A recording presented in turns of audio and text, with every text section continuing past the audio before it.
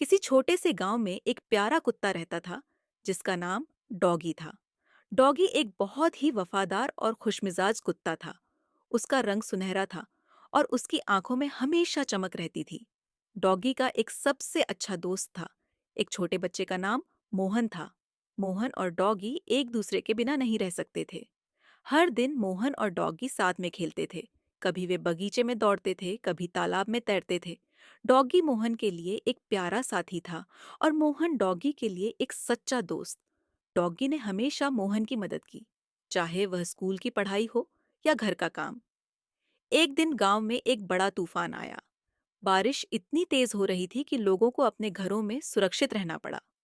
मोहन का घर भी तूफान की चपेट में था।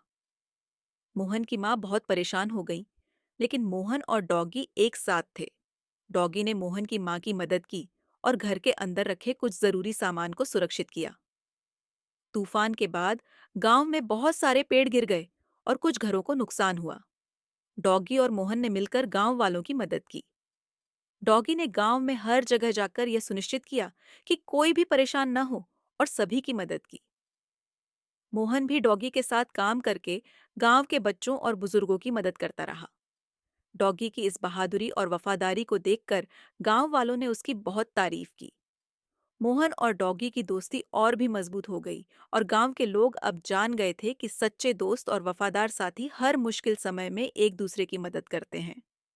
इस तरह डॉगी और मोहन की दोस्ती की कहानी गांव में एक मिसाल बन गई और डॉगी ने साबित कर दिया कि एक सच्चा दोस्त न केवल खुशी के पल बल्कि कठिन समय में भी साथ रहता है।